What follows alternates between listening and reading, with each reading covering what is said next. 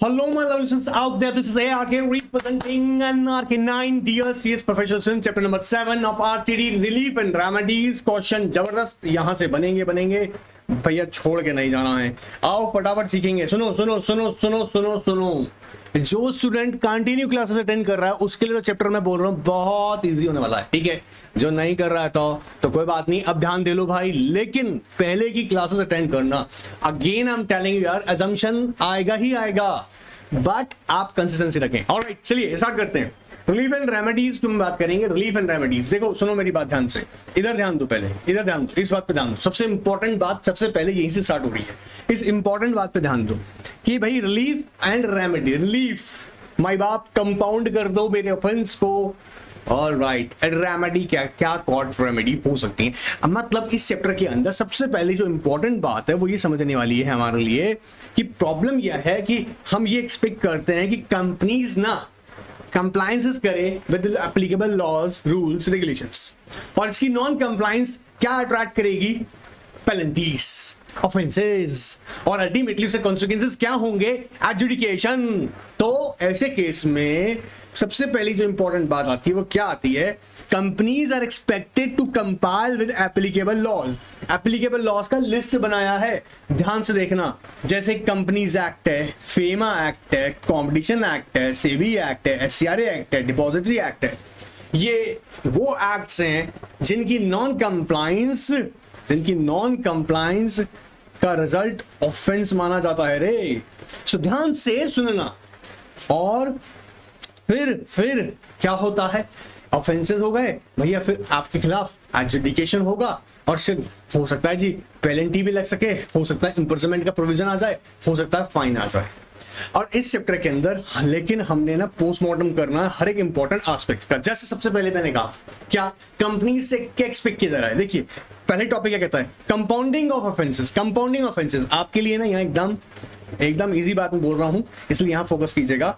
क्या कहता है? Companies are expected to compile with applicable laws. Laws हमने देखा यहाँ पे कौन कौन से कंपनीज से होता है। फेमा एक्ट है, कॉम्पिटिशन एक्ट है, एससीआरए है, डिपॉजिटरी एक्ट है। और अगर क्या किया, इन एप्लीकेबल लॉज को नॉन कंपाइल किया, तो it amounts to offenses committed. और ऑफेंस कमिट हो गया तो accused is liable to be prosecuted as per the law. अच्छा, तो ये तो गड़बड़ हो जाएगा। इसी गड़बड़ का सॉल्यूशन इस चैप्टर में देने वाला हूं, और याद रखना, ध्यान से सुनना, आप लोगों का जॉब भी यही है।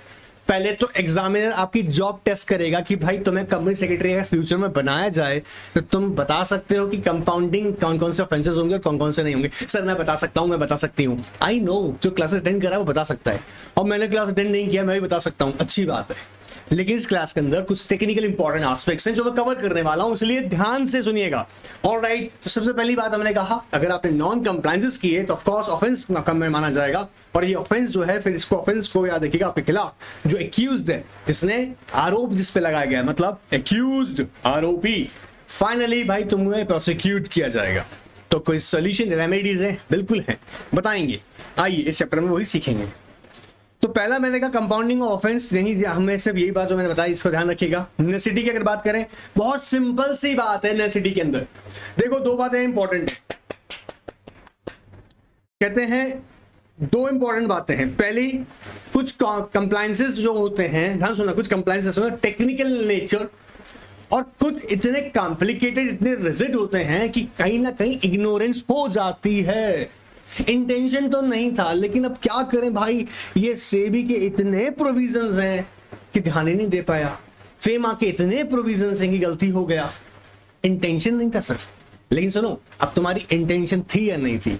एडजुडिकेशन तो होगा, एडजुडिकेशन तो होगा, और एडजुडिकेशन अगर होगा तो क्या होगा? लिटिगेशन स्टार्ट हो सकती है। एडजुडिकेशन अगर हुआ, अगर मान लीजिएगा आपके ऊपर, मान लीजिएगा कहा गया कि भाई ऑफेंस कमिट हुआ है, इसके खिलाफ कोर्ट में कार्रवाई की जाए, कोर्ट पहुंचे, लिटिगेशन स्टार्ट होगा, लेंथी प्रोसेस स्टार्ट होगा, टाइम खराब होगा, कॉस्ट ज्यादा आएगा। हाय अल्लाह, इसका कोई सॉल्यूशन है? जी हाँ, कंपाउंडिंग करवा लीजिएगा। रेगुलेटर्स को भी ये बात समझ में आई। फिर जब, क्योंकि रेगुलेटर्स क्या करते हैं? एग्जीक्यूट करते हैं लॉस को, रेगुलेटर्स एग्जीक्यूट करते हैं, और फिर लेटर ऑन गवर्नमेंट को भी लगा भाई इस बात पे सोचना तो पड़ेगा, ऐसा एक प्रोविजन तो देना पड़ेगा जहां पर कुछ ऐसे मैटर जो कि बहुत ज्यादा सीरियस इन नेचर नहीं है। अब सीरियस इन नेचर मेरे कहने से तो होगा नहीं, उसकी टेक्निकल एस्पेक्ट्स को समझेंगे। जैसे हम समझेंगे कि कौन कौन से ऑफेंसेस कंपाउंड हो सकते हैं, कौन कौन से नहीं हो सकते हैं। जनरली जैसे हमने अब तक सीखा है अच्छे से कि जिन प्रोविजंस की वायलेशन इम्प्रिजनमेंट मेरे साथ बोलना, इम्प्रिजनमेंट ओनली या इम्प्रिजनमेंट एंड फाइन बोथ, ऐसे केसेस में तो साफ साफ मना कर दिया गया कि जिनके अंदर पनिशमेंट में जिन प्रोविजन की वायलेशन करने के बाद में उनमें पनिशमेंट इम्प्रिजनमेंट ओनली हो या इम्प्रिजनमेंट एंड फाइन ओनली हो, मतलब फाइन बोथ हो, सो ऐसे केसेस में तो भाई कंपाउंड नहीं कर सकते हैं, क्योंकि सीरियस इन नेचर है। लेजिस्लेटर पागल नहीं है, इसलिए उसने ऐसा सीरियस उसका पनिशमेंट बनाया है। लेकिन हम जानते हैं कि जिसमें सिर्फ क्या हो, फाइन एंड, सुनो ना, फाइन एंड की जगह क्या होगा, और इम्प्रिजनमेंट हो सकता है, या जिसमें फाइन भी हो रहा हो, या फिर फाइन और इम्प्रिजनमेंट और बोथ हो रहा हो। तो ना ऐसे वाले मैटर्स को हम क्या कर सकते हैं, कंपाउंड कर सकते हैं, ताकि आप एक कंपाउंडिंग फीस हमें चुका दीजिएगा, पे कर दीजिएगा, और हम आपके खिलाफ किसी भी तरीके की प्रोसिक्यूशन इनिशिएट नहीं करेंगे। या कोई प्रोसिक्यूशन इनिशिएट हो गई है और पेंडिंग है तो भाई वो आपके खिलाफ नहीं होगी आगे कंटिन्यू, उससे आपको डिस्चार्ज दिलवा देंगे। दो इंपॉर्टेंट बात याद रखना भाई, क्या कह रहे हैं, सुनो। पहली बात कि अगर कंपाउंडिंग हो गया तो याद रखिएगा हम आपके खिलाफ कोई प्रोसिक्यूशन स्टार्ट नहीं करेंगे, ठीक है। ये हो गए एस्पेक्ट्स कब, बिफोर इनिशिएटिंग प्रोसिक्यूशन। और अगर दूसरी इंपॉर्टेंट बात क्या हो सकती है कि अगर मान लीजिएगा प्रोसिक्यूशन स्टार्ट हो गया हो तो क्या करें, तो फिर ऐसे केस के अंदर अगर कंपाउंडिंग हो गया तो आपको डिस्चार्ज कर देंगे प्रोसिक्यूशन से, और आप अपनी जिंदगी खुशी से जिए। बात पकड़ में आ रहा है, बहुत सारी इंपॉर्टेंट एस्पेक्ट्स से समझो। कंपाउंडिंग के बारे में अगर ध्यान से देखो, कंपनीज क्यों ध्यान रखती है और कंपनी सेक्रेटरी से बहुत उम्मीद करती है, भाई बता, एग्जामिनर ही पूछ लेता है, तो ध्यान रखना इस बात का। तो मैंने जैसे यहाँ पे हाईलाइट किया हुआ है, इसी पे ध्यान देना है बस। देखो जैसे दो बातें important, particularly its panel provision not only because large number of defaults are technical nature but also because they arise out of ignorance of lengthy and bewildering complexity of the legal provisions। bewildering समझते हैं, bewildering मतलब होता है you know what, like confusing। अरे चल जाओ यार, एक तो तुमको बदल देंगे permanent. Confusing complicated complex provisions, इनकी कहीं ना कहीं इग्नोरेंस ला दिया भैया आपको लायबिलिटी की तरफ। Therefore, the concept of compounding offense was incorporated as a measure to avoid long drawn process of prosecution, which would save both cost and time in exchange of the payment of penalty fees in the form of compounding fees। बात पकड़ में आ रहा है, necessity बहुत simple C, I hope समझ में आ रहा होगा कि ठीक है, आप टेक्निकल जो नॉन कंप्लायंसेस होते हैं उसकी इग्नोरेंस होती है, या फिर कॉम्प्लिकेटेड कंप्लायंसेस की इग्नोरेंस होती है, and attracts the penalties and but ultimately इसका इंपैक्ट क्या होगा, इंपैक्ट ये होगा कि लंबी चौड़ी प्रोसिक्यूशन स्टार्ट हो जाएगी, कॉस्ट टाइम सब लग जाएगा। बट कंपाउंडिंग के थ्रू ये सब जो चैलेंजेस हैं, ये प्रॉब्लम्स हैं, डिफिकल्टीज हैं, ये नहीं फेस करनी पड़ेंगी। व्हाट इज कंपाउंडिंग भाई पहले भी बताया है, बट इसके लिए मैंने यहाँ पे आपके लिए एक छोटी सी बात रेडी की हुई है, इसको हम समझते हैं फटाफट से और टॉपिक को हम फटाफट से लेके चलेंगे। देखो समझो फटाफट, कहता है compounding is an admission of guilt. कौन, जो एक्यूज्ड है, पहले तो एक्यूज्ड है, अब लेकिन यहाँ पर क्या कौन आ रहा है, ऑफेंडर। ऑफेंडर बोलो ना, ऑफेंडर। एक्यूज तो कब तक था वो, जब मैं आप पे आरोप लगा रहा हूं कि आपने नॉन कंप्लायंस किया और आप साबित कर दीजिएगा मैंने कंप्लायंस किया है। बात पकड़ में आ रहा है, तो जब तक आरोप लगाया जा रहा है, एलिगेशंस लगाए जा रहे हैं, तब तक आप एक्यूज्ड हैं। लेकिन कंपाउंडिंग की अगर बात करें तो कंपाउंडिंग के अंदर जब हम वर्ड यूज कर रहे हैं, क्या, व्हाट इज कंपाउंडिंग, कंपाउंडिंग का मतलब यहाँ पर ये है कि जो ऑफेंडर है वो उसने क्या कर लिया, sir I accept it, yes sir I committed mistake, I accept it. मतलब compounding is an admission of guilt, बोलो ना, compounding is an admission of guilt. अरे लिख के आना है रे, बोलना है, compounding is an admission of guilt either voluntary, company ने हाथ खड़े कर लिया, भाई पता है हमने गड़बड़ करी है, वी एक्सेप्टेड सर। सो इधर वॉलंटरी एडमिशन ऑफ गिल्ट कैसे हो सकता है, इधर वॉलंटरी, या इधर on receipt of notice of default, इधर on the receipt of notice of default ROC ने नोटिस भेजा, भाई तूने गलती कर रखी है, शो कोज नोटिस आया, शो कोज नोटिस आया, क्या तुमने डिफॉल्ट किया हुआ है, तो अभी लगता है यार मान लो उसकी बात, ठीक है सर यस हमने गलती किया, या कह रहा है initiation of prosecution, initiation of prosecution, आपने इग्नोर कर दिया, नोटिस आया ना आरओसी का, बोले भाड़ में जा कौन ध्यान देगा, कोई बात नहीं बेटा, अब क्या होगा अल्टीमेटली आरओसी आरडी को बोलेगा और आपके खिलाफ प्रोसिक्यूशन स्टार्ट की जाएगी। अब ध्यान सुनना मेरी बात को, इंपॉर्टेंट क्या है, जब आपके साथ खिलाफ प्रोसिक्यूशन स्टार्ट कर दी गई है, तीन अलग अलग चीज आ रही है। वॉलंटरी मतलब आपको पता है, आप जाके एप्लीकेशन लगाओगे, कंपाउंडिंग की मतलब आरओसी को दोगे, आरओसी उस एप्लीकेशन में अपना कमेंट ऑब्जर्वेशन लिखकर आरडी को देगा या फिर एनसीएलटी को देगा, ठीक है अभी बताऊंगा आगे। या हो सकता है दूसरी बात क्या हो सकती है, एडमिशन ऑफ गिल्ट कब आपने एक्सेप्ट किया, जब शो कोज नोटिस आपको इश्यू किया गया। शो कोज नोटिस का मतलब यहाँ पे क्या है, on receipt of notice of default, बोलो ना, on receipt of notice of default, on receipt of notice of default, एक बार और, on receipt of notice of default और इनिशिएशन ऑफ प्रोसिक्यूशन, ठीक है सर। अब क्या होगा अल्टीमेटली, कंपाउंडिंग किया जाएगा। कंपाउंडिंग में होता क्या है, compounding consist of compounding fees, compounding fees, compounding fees हमेशा बात याद रखना, कंपाउंडिंग फीस जो होगी वो फाइन से कम ही होगी, बात पकड़ में आ रहा है। And return for an agreement not to prosecute, किस लिए कह रहे हैं कि भाई ठीक है मैं कंपाउंडिंग फीस आपको दे देता हूं, बट यू नो व्हाट, जो रेगुलेटर है, रेगुलेटर क्या कहेगा, रेगुलेटर कि भाई तेरे खिलाफ हम किसी भी तरीके का कोई एक्शन नहीं लेंगे। सो कंपाउंडिंग में अगर देखा जाए तो एक एग्रीमेंट हो जाएगा, एन एग्रीमेंट, एग्रीमेंट बिटवीन, बोलो मेरे साथ में, agreement between regulator and offender, याद रहेगा, बिटवीन रेगुलेटर एंड ऑफेंडर, और उससे क्या कहेगा भाई तेरे खिलाफ हम प्रोसिक्यूट नहीं करेंगे। अब तीनों में एक बात ध्यान सुनना, बड़ी बात सुनना, बड़ी इंपॉर्टेंट सुनना, ध्यान है बहुत ध्यान सुनना, ये साफ साफ कहा गया कि अगर आपका ऑफेंस कंपाउंड हो गया और आपने कंपाउंडिंग फीस दे दी है तो आपके खिलाफ ना तो इनिशिएट करेंगे, वर्ड आ गया इनिशिएट, ठीक है, ना तो आपके खिलाफ कोई कार्रवाई शुरू की जाएगी, ना ही आपके खिलाफ अगर कोई ऑलरेडी प्रोसिक्यूशन स्टार्ट हो गई है तो आपको वहां से डिस्चार्ज कर दिया जाएगा, प्रोवाइडेड सर डिस्चार्ज कैसे कर देंगे, प्रोसिक्यूशन स्टार्ट हो गया होगा तो कोर्ट में चल रहा होगा मामला, ऑफ कोर्स भाई कोर्ट में है, पेंडिंग है ना, आरओसी एक नोटिस इन राइटिंग कोर्ट की नॉलेज में लेकर आएगा कि जज साहब ऐसा है माई बाप, ऑलरेडी ये कंपाउंड हो गया है और ये प्रोविजन के अकॉर्डिंग किया गया है, जज साहब देखेंगे अच्छा भाई according to provision of the law है, ठीक है भाई डिस्चार्ज कर दो, तो इस बात का वादा भी तो होना चाहिए कंपाउंडिंग फीस लेने के बाद, याद रहेगा। चलो सो व्हाट इज कंपाउंडिंग, फटाफट आओ, compounding is not defined in companies act FEMA SEBI, so on pursuit of the various legal provision relating to compounding it can be noted that compounding is an admission of guilt, क्या है compounding है, admission of guilt, बोलो ना, compounding is the admission of guilt, one more time, compounding is an admission of guilt either voluntary or on receipt of notice of default or initiation of prosecution. Defaulters agree to pay the penalty which may be ordered by the compounding authority to be paid. अब different acts में different compounding authority है, वो सीखेंगे इस session के अंदर अच्छे से। मुझे पता है पुराने वाली क्लास में लोग बच्चों ने पता है आरडी पढ़ लिया, मेरे से एनसीएलटी पढ़ लिया, बट इस सेशन के अंदर मैं फटाफट आरडी एनसीएलटी समझाऊंगा और फेमा के अंदर इंपॉर्टेंट, जी हाँ, कंपाउंडिंग प्रोसेस समझाऊंगा, इसलिए मिस मत कर देना।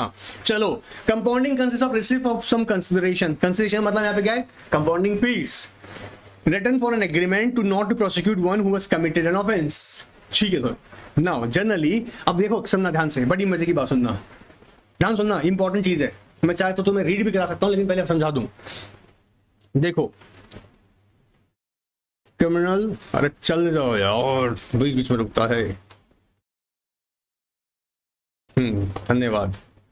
क्रिमिनल लॉ, अब अगर क्रिमिनल लॉ को हम देखें दो पर्सपेक्टिव से, एक जर्नल और दूसरा अगर हम कॉर्पोरेट के कॉन्टेक्स्ट में देखें, अगर इन जर्नल अगर हम बात करें और जर्नल के अंदर हम कंपाउंडिंग कराना चाहें, कंपाउंडिंग कराना चाहें तो लॉ कहता है जो विक्टिम है भैया, जिसके साथ में जिसके साथ कुछ घटना घटी है, ठीक है, जो पीड़ित है, क्या पीड़ित, विक्टिम, कंपाउंडिंग डिपेंड करता है विक्टिम की डिस्क्रिशन पर।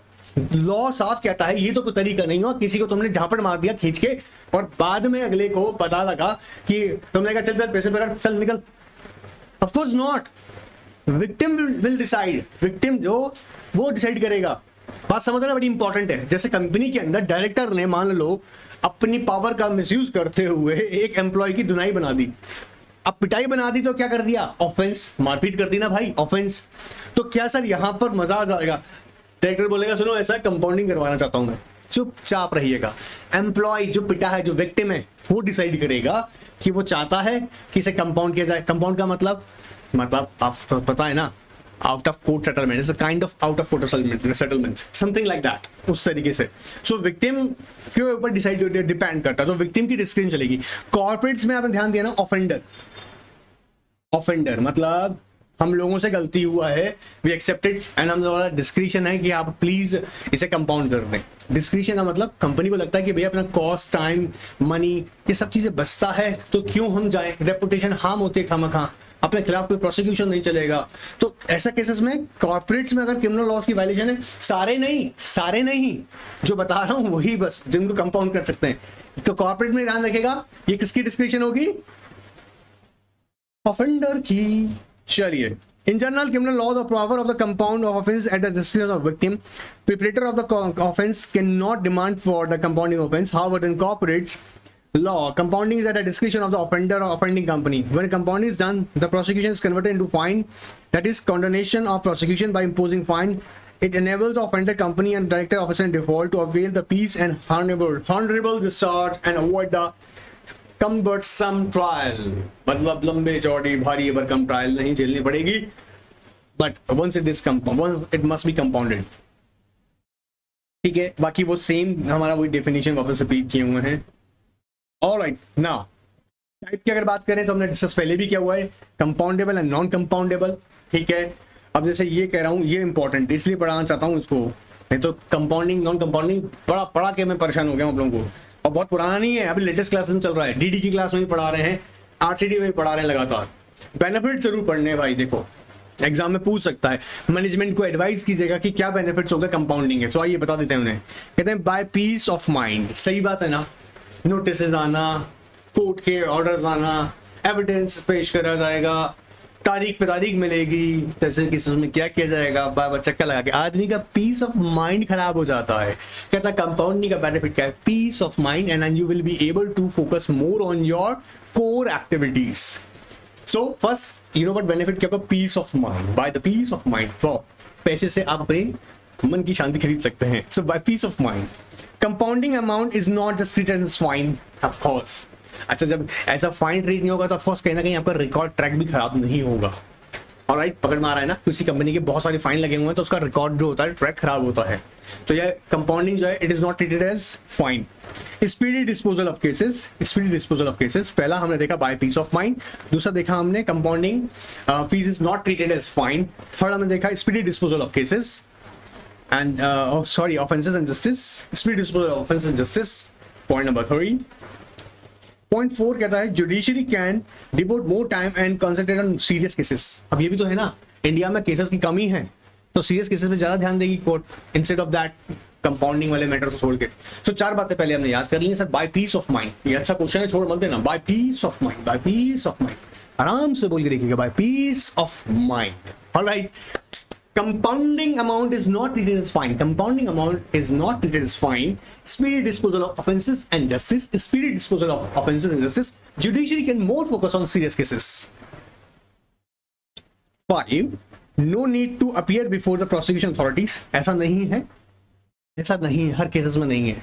कुछ केसेस में ऐसा भी है जहां पर आपको पर्सनली बुलाया जा सकता है, ठीक है, बट नेसेसिटी नहीं हो, बिल्कुल ही ऐसा नहीं है। सो ठीक है, हम कह सकते हैं एक तरफ कि हाँ, no need to appear before prosecution authorities, क्योंकि प्रोसिक्यूशन अथॉरिटी के सामने आपको कोर्ट नहीं जाना पड़ेगा। यहाँ पे जो यू नो व्हाट डिसाइड होगा अमाउंट, वो आपको कंपाउंडिंग अथॉरिटी डिसाइड करेगा, आपको प्रोसिक्यूशन के लिए कोर्ट और नहीं जाना पड़ेगा। It provides comfort to the individual and corporate and persons conduct visits. And point number 6 is amount paid as a compounding fees under the law or can be claimed as a tax deduction under the income tax while a penalty paid, of course not, penalty नहीं होगा। Compounding fees आपका tax deduction के लिए भी available है। अब तो company भाग भाग के जाएंगे, बोले टैक्स डिडक्शन मिलेगा। सो कहीं ना कहीं एक कॉर्पोरेट्स को भी मोटिवेट करता है।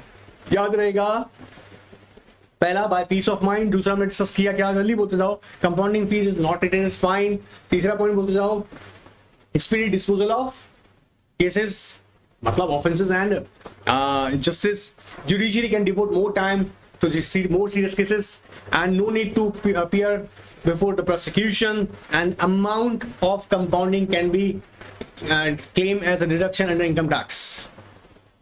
Alright sir, ये हमने डिस्कस कर लिया है ऑलरेडी. नाउ फटाफट चलेंगे दौड़ते हुए. अब बात करते हैं compounding provision under companies act 2013. अब मेरी बात सुनना ध्यान तक, ध्यान से सुनना मेरे बच्चा लोग. देखो ये पहले भी समझाया था,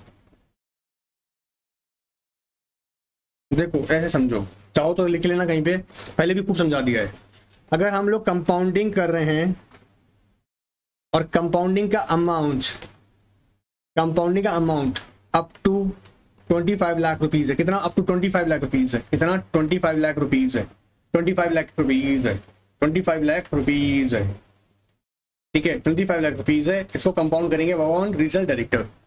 और अगर यही अमाउंट ऑफकोर्स अबव होगा, किससे? अबव 25 लाख, तो उसे एनसीएलटी. अब सुनना मैं क्या कहना चाहता हूं. जो ऑफेंडर है या ऑफेंडिंग कंपनी है ना, they will prepare the application and such application will be given to the ROC and ROC will intimate to the RD or NCLT as the case may be. अब 25 तक का है तो of course वो कौन देखेंगे? RD देखेंगे. ऑलराइट, सो इस बात को हम फटाफट देख लेते हैं.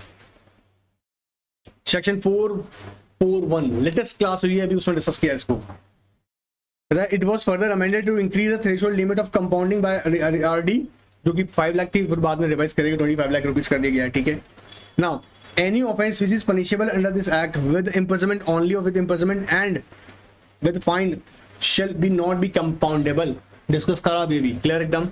विच ऑफेंस कैन बी कंपाउंडेड, जो जिनमें पनिशमेंट सिर्फ इम्प्रिजनमेंट ओनली या इम्प्रिजनमेंट एंड फाइन नहीं होगी, उसको हम कंपाउंड कर सकते हैं. Offence which can not be compounded, important है, छोटा सा टॉपिक है, ध्यान सुनते हैं. जैसा भी देखा, जिसमें imprisonment only, imprisonment and fine हो, या जिसके अंदर इन्वेस्टिगेशन चल रहा हो. अब मान लीजिएगा किसी मुद्दे के अंदर इन्वेस्टिगेशन चल रही है, भाई देखने तो दो कितना सीरियस है वायलेशन जो किया है वो कितना सीरियस है. अब पता लगा इन्वेस्टिगेशन चल रहा है, तो इन्वेस्टिगेशन कंप्लीट हो जाना है तो फिर कर लेंगे कंपाउंडिंग भी. तो ऐसे मामले जिनके अंदर इन्वेस्टिगेशन चल रहा है या इन्वेस्टिगेशन पेंडिंग है, ऐसे मामले भी कंपाउंड नहीं होंगे. Any offence otherwise compoundable can not compounded. वैसे तो कंपाउंड हो सकता है, लेकिन दिक्कत क्या रही है? If investigation against such company has been initiated or pending under this act.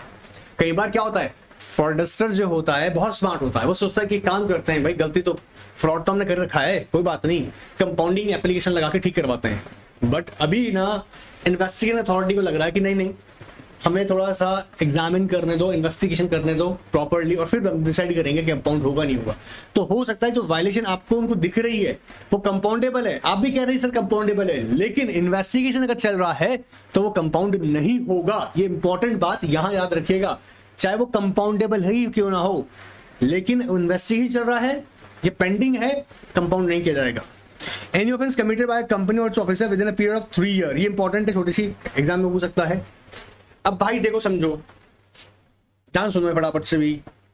Company ने मान लो कोई ऑफेंस किया, ठीक है, और यहां कहता है जी उसके लिए आपने कंपाउंड के लिए आरडी के पास गया. क्या करे कंपनी ने, ए लिमिटेड ने कंपाउंड के लिए गया किसके पास? आरडी के पास. अरे यार तुम चल जाओ.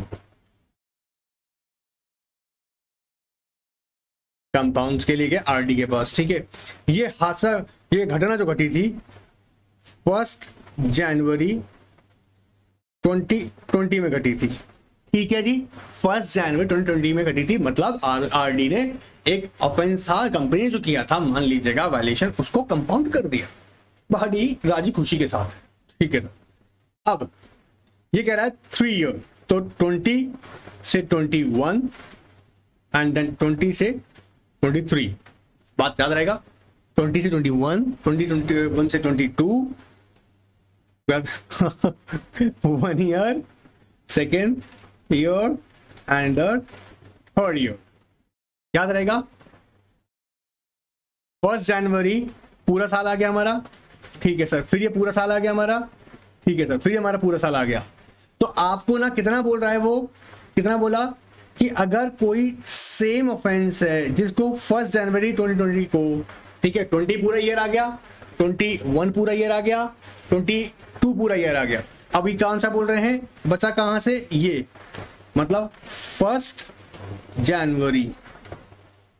अब दो बातें सिचुएशन बनती है, ध्यान सुनना, दो सिचुएशन बनती हैं, दो सिचुएशन बनती हैं, ध्यान सुनना ध्यान सुनना, दो सिचुएशन बनती हैं। पहली सिचुएशन कि अगर सेम ऑफेंस कमिट कर दिया बिटवीन 20 टू 2022, 1 जनवरी को हो गया था 2020 में, पूरा एक साल निकल गया, अच्छी बात, फिर 21 का पूरा साल निकल गया, अच्छी बात, फिर 22 का पूरा साल निकल गया, अच्छी बात। अब अगर यहां से यहां तक मतलब दिसंबर तक, दिसंबर एंड 2022 कंप्लीट होने तक अगर सेम ऑफेंस लेके आ जाते हो तो उसको हम कंपाउंड नहीं करेंगे, याद रखिएगा। लेकिन अगर ऐसा होता है कि वो after the expiry of 3 years, after the expiry of 3 year मतलब 2023 के अंदर अगर आप उसी सेम ऑफेंस जो आपने पहले किया था वो 3 साल बाद आप वापस लेकर आते हो तो उसको ना फर्स्ट टाइम कंपाउंड की तरह ट्रीट करेंगे, मतलब एकदम फ्रेश ट्रीट करेंगे। भाई हो गई बात, 3 साल पुरानी बातें, याद रखिएगा, मजाक नहीं कर रहे हैं, सच्चे। देखो आओ, देखो देखो देखो देखो देखो देखो। An offense committed by a company or its officer within a period of 3 years from the date on which similar offense, कुछ नया करो भाई, 3 साल में करना ही है तो कुछ और करो, कुछ किसी और चीज की वायलेशन करो, इसकी नहीं। Similar offense committed by it or him was compounded under the section. If the offense is not similar, this restriction to compound will not apply. जी हाँ, सेम ऑफेंस है तो ये 3 साल के लिए आपको इंतजार करने को बोल रहे हैं यहाँ पर। ये समझ में आ रहा है ना, पीरियड यहां से यहां तक तो क्या रहेगा, रेड रहेगा। रेड का मतलब समझ में आ रहा है 2022 दिसंबर तक तो 3 साल रुक जाओ। सर सिमिलर नहीं है, ले आओ, 3 साल वेट नहीं करना। सर सिमिलर है, 3 साल वेट करना है। क्लियर? चलिएगा, 3 बातें हमें याद रखनी है। पहला तो हमने देखा जिनमें punishment imprisonment only, imprisonment and fine only है, इन दैट के बोथ है, तो ऐसे केस में नहीं होगा। कौन किसी मैटर में भले ही वो कंपाउंडेबल है बट इन्वेस्टिगेशन चल रहा है, इन्वेस्टिगेशन पेंडिंग है, तब भी नहीं होगा। या अभी अपने 3 साल भी नहीं हुए भाई, फिर हाँ, तो सिमिलर ऑफेंसेस की अगर कंपाउंडिंग चाहते हैं आप with in period of 3 year मतलब फर्स्ट से, इन दैट केस वो भी नहीं होगा। बट हाँ, कोई डिफरेंट है तो वो हो सकता है कंपाउंड। चलिए, ये बात अभी डायग्राम में वापस इन्होंने बोली है, आप इसे डायग्राम की मदद से भी समझ सकते हैं। हम देखते हैं आगे। When compounding can be done, अब दोनों सिचुएशन है, कहता है इधर before or after the institution of any prosecution. जी हाँ, मान लीजिएगा वॉलंटरी बेसिस पर आपने खुद इनिशिएटिव ले लिया, आपके खिलाफ प्रोसिक्यूशन स्टार्ट होता है उससे पहले चले गए, या आपको शोकॉज नोटिस किया आरओसी ने डिफॉल्ट के बारे में और आपने एक्सेप्ट किया और आप जाके डिफॉल्ट चले गए, या आपने रिप्लाई नहीं किया, आरओसी ने एक्शन ले लिया, भैया आपके खिलाफ इंस्टीट्यूशन स्टार्ट हो गई, प्रोसिक्यूशन स्टार्ट हो गई है। अब ऐसे केसेस में भी आप कंपाउंड करवा सकते हैं। आइए देखते हैं कंपाउंडिंग। अभी मैंने समझा दिया कि आरडी और ट्रिब्यूनल कितना कितना कर सकते हैं, हमने देखा है, और ये मैं बहुत बार बोल चुका हूं अपने लगातार इन सेशंस के अंदर जो आ रहे हैं सेशंस, और लगातार सीरीज चल रही है इन दिनों, कोई मिस मत कीजिएगा भाई, बहुत इंपॉर्टेंट है। अब हम बात करते हैं कुछ नहीं, प्रोसीजर क्या रहेगा कंपाउंडिंग का। सबसे पहले बोर्ड मीटिंग कीजिएगा, क्योंकि ये दुखद घटना जो है कि भैया बोर्ड ऑफ मीटिंग में डिस्कस किया जाएगा, बोर्ड को कॉल किया जाएगा मीटिंग की, कंपाउंड करवाना पड़ेगा भैया, सिचुएशन ऐसी आ चुकी है। So board meeting, call for board meeting to be decide the compounding as per the concept on 13। इतना सीधी सी लैंग्वेज देखिए ना, इतना सीधा होता नहीं है काम, इसके लिए प्रॉपर एजेंडा डिस्क्राइब किया जाता है, सारे डायरेक्टर्स को इन्वाइट किया जाता है, प्रोबेबली सबको इन्वाइट होना भी चाहिए, पार्टिसिपेट करना चाहिए, फिर वहां डिस्कस किया जाता है, इसके प्रो एंड कॉन्स सारे एग्जामिन किए जाते हैं, हर एक डायरेक्टर का अपना अपना ओपिनियन लिया जाता है, फिर बोर्ड रेजोल्यूशन पास किया जाता है, बहुत सारे एस्पेक्ट्स हैं। Alright, quantification of fine, arrive at amount of fine involve as per the relevant sections. अब ध्यान समझना, किसी रिलेवेंट सेक्शन के अंदर अगर फाइन का अमाउंट आप देख रहे हैं ना, मान लीजिएगा 5 लाख रुपीस दिया हुआ है, तो ये देखेंगे कि इसके अगेंस्ट हमें कंपाउंडिंग फी, और मैं बता दूं कंपाउंडिंग फीस हमेशा से कम होगी, फाइन से कम होगी, ये जरूरी है, लॉ मेकर्स ऐसा कहते हैं, लिखा है भाई, प्रोविजन में लिखा है। तो कंपाउंडिंग फीस अगेंस्ट क्या रहेगा, तो हम देखेंगे कि कितने अमाउंट की वायलेशन आपकी हुई है इस पर्टिकुलर सेक्शन की वायलेशन में। फिर क्वांटिफिकेशन ऑफ फाइन आपका अमाउंट हो गया, तो पहला हमने कहा बोर्ड मीटिंग किया, क्वांटिफिकेशन फाइन हो गया, देन आएगा रेजोल्यूशन। अब कंपनी के जो बोर्ड ऑफ डायरेक्टर ने क्या पास करेंगे, they will pass board resolution कि भैया ठीक है, डायरेक्टर या किसी पर्टिकुलर पर्सन को ऑथराइज करेंगे कि भाई एप्लीकेशन प्रोसिक्यूशन की लगाओ। So resolution hold the board meeting and pass resolution and to compound and provide for preparation and providing necessary authorization for compounding. Authorization का मतलब ऐसा नहीं है कि 5-7 डायरेक्टर इकट्ठा होके जाएंगे सबके साथ, अरे नहीं, किसी पर्टिकुलर पर्सन को, कंपनी के ऑफिसर को, जनरली कंपनी सेक्रेटरी को करते हैं ऐसे केस में, जितना मैंने अपनी नॉलेज में देखा है सीएस को ऑथराइज करते हैं, पर जरूरी नहीं है कि सीएस को ही करें, बट मैंने कहा मोस्ट ऑफ केसेस में सीएस को ऑथराइज करते हैं कि you not prepare the compounding application and approach to the ROC. So 3 बातें याद रखा हमने, पहला बोर्ड मीटिंग किया, क्वांटिफिकेशन ऑफ फाइन, तीसरी बात है रेजोल्यूशन पास करेंगे ना, एप्लीकेशन दिया जाएगी, वही की बात कर रहे थे हम। Every application for compounding of offence shall be made to registrar, who shall forward the same together with his comments to the tribunal or RD, as the case may be. An officer authorized by the central government. 3 हो सकते हैं, या तो RD या NCLT, या फिर specifically अगर central government किसी को ऑथराइज किया हुआ है तो वह व्यक्ति को ROC एप्लीकेशन पहुंचा देगा आपकी अपने कमेंट के साथ में, ठीक है। As the case may be, the filing of with ROC is done with inner form, of course e-form GNL1। आप जानते होंगे कंपाउंडिंग का मैकेनिज्म इलेक्ट्रॉनिकली कर दिया गया है, मैंने कुछ इंपॉर्टेंट अमेंडमेंट्स में बातें बताई थी आपको, उम्मीद कर रहा हूँ आपने पढ़ा भी होगा, DD क्लास में अलग से समझाया था। तो यहाँ पे क्या कह रहे हैं कि इलेक्ट्रॉनिक का मैकेनिज्म है ताकि स्पीडी हो सके, सारा मामला ट्रांसपेरेंट तरीके से हो सके, कंपाउंडिंग का जो भी प्रोसेसर है। सो e-form GNL1 आपको फाइल करना है with this purpose, and also deliver sufficient number of hard copies of the compounding application to the ROC for forwarded to RD or tribunal, or quantum of fees involved, all right। Personal hearing, जी हाँ, there will be a personal hearing before the RD and tribunal which will decide the amount to be paid for compounding, and order, of course order लीजिएगा RD से tribunal से, आप पे कीजिएगा amount जो भी आपको बताया जाएगा, एक ड्यूरेशन बताई जाएगी कि इस ड्यूरेशन के अंदर आप इस अमाउंट को पे ऑफ कर दें, ठीक है। ये याद रखिएगा भैया, अगर एक बार कंपाउंडिंग हो गया और नोटिस में जारी कर दिया गया कि इतने तारीख तक आप उसको पेमेंट करना है कंपाउंडिंग फीस, और आप पे नहीं करते हैं तो बहुत जबरदस्त कॉन्सिक्वेंसेस के, कैसे नहीं जबरदस्त कॉन्सिक्वेंसेस हैं, बताएंगे भी। फाइनली ऑर्डर आ गया, अब INC 28 फॉर्म उठाओ, RD का या NCLT का ऑर्डर अपने ROC भाई साहब को जाके फाइल करो, file the order of RD NCLT ROC, generally with in 30 days का टाइम होता है, ठीक है, विल टेक इनटू नोट। अब ये बात जो हमने सीखी है एक बार हम इसे अपने मन मस्तिष्क में दोहराएंगे, बोर्ड मीटिंग करेंगे, quantification of amounts of fine decide किया जाएगा, एंड उसके बाद में रेजोल्यूशन पास करेंगे, रेजोल्यूशन के बाद में हम एप्लीकेशन लगाएंगे, एप्लीकेशन में पर्सनल हियरिंग होगा जी, उसके बाद में ऑर्डर फाइल होगा, ऑर्डर ले लिया और INC 28 में फाइल कीजिएगा ROC साथ में। कुछ मिसलेनियस यहाँ पर इन्होंने प्रोविजन दिए 8 जिनकी चिंता करने की कोई आवश्यकता नहीं है क्योंकि मोस्ट इंपॉर्टेंट चाहिए, खास तौर से यहाँ पे 6, 7, 8 वेरी इंपॉर्टेंट मिसलेनियस मैटर्स हैं, वेरी इंपॉर्टेंट। 6, 7, 8 पे बाद में पढ़ना, पहले यहां जाओ, सिंपल सी बात सीख लेते हैं। देखो कहता है where any offense compounded whether before or after the institution of prosecution, intimation thereof shall be given to given by the company to register within 7 days and from date on which the offense is compounded। ये बात याद रखेंगे, यहाँ पे चाहें तो अपने module में साइड में लिखिएगा, साइड में लिखोगे तो एग्जाम में बहुत हेल्प करेगा, है ना, एग्जाम में क्विकली रिवाइज कर पाओगे।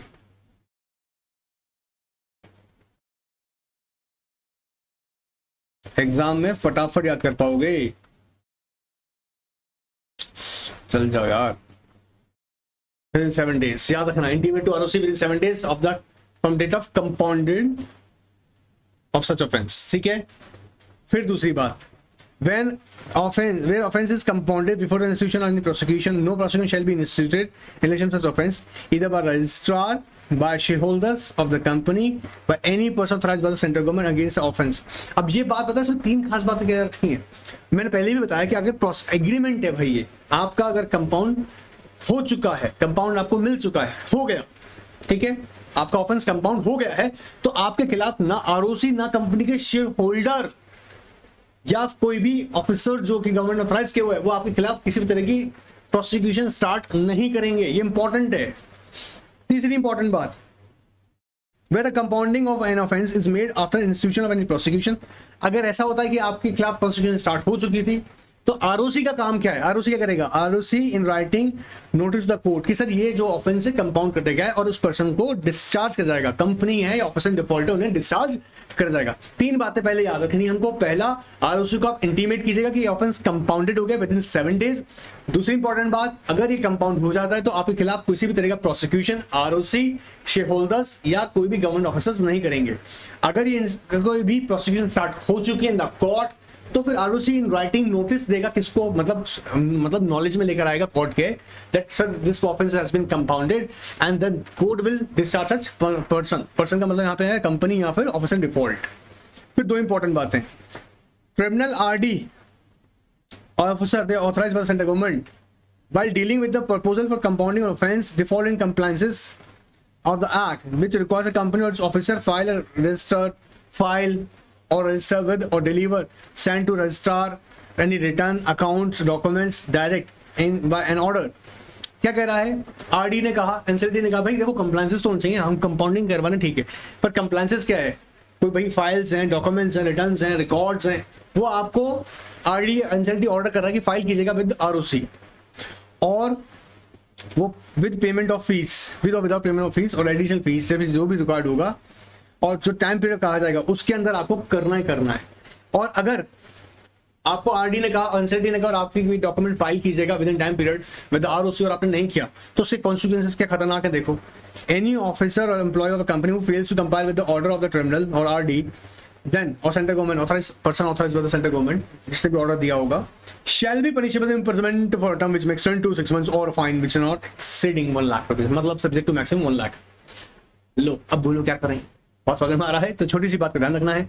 And point number 6, 7, 8 is a very very important. आइए देखते हैं। पहले कहता है नो पेनल्टी और प्रोसिक्यूशन आफ्टर कंपाउंडिंग, सिंपल सी बात है, एग्जाम में आ सकता है इसलिए मैं कह रहा हूं केस लॉ के रेफरेंस याद रखना इसमें, ठीक है। आ जाओ, पीपी वर्की वर्सेस एसटीओ कि भैया आपके ऊपर कोई भी पेनल्टी नहीं लगाई जाएगी या प्रोसिक्यूशन नहीं किया जाएगा अगर कंपाउंड हो गया। S Vishwanath versus state of Kerala, ये भी याद रखना, once the matter is compounded neither department nor SSC can challenge the compounding order. समझना इंपॉर्टेंट है। एक एसएससी ने ये कहा कि मेरे पे कंपाउंडिंग फीस ज्यादा लगा दी गया है and I want to challenge it, चुपचाप रहो, नहीं कर सकते हो। Department cannot reopen the matter on the reason that actual suppression was much higher। ये भी इंपॉर्टेंट है, इसमें केस लॉ की रेफरेंस लिख कर आएंगे एग्जाम में आप। S Vishwanath versus Kerala, state of Kerala, state of Kerala, state of Kerala, state of Kerala. Kerala वाले स्टूडेंट ये तो तुमको याद ही हो गया होगा ना, अपना स्टेट है ना, इसलिए फीलिंग आता है ना, इसलिए। चलिए, no appeal against order of composition. A person having agreed to composition of offense is not entitled to challenge the said proceeding by filing an appeal। बहुत ज्यादा लगा दिया गया है हम पर, हम अपील करना चाहते हैं, नहीं होगा। ये भी केस लॉ के रेफरेंस देखिएगा। इस पॉइंट मैंने केस लॉ के रेफरेंसेस क्वेश्चन से आपको कहा है, इसका ध्यान रखें, इसे छोड़ ना जाएं, ठीक है। बहुत सिंपल सी बात है, ये बार बार बोल चुका हूं मैं कई बार, लेकिन मैं चाहता हूं कि आप इस बात का ध्यान रखें, ठीक है। चलिए, अब कंपाउंडिंग की हम बात करने वाले हैं अंडर फेमा, जो कि मजेदार और इंपॉर्टेंट है क्वेश्चंस। बहुत सिंपल सा है, ध्यान सुनना यार, मजा आ जाएगा, ठीक है। आओ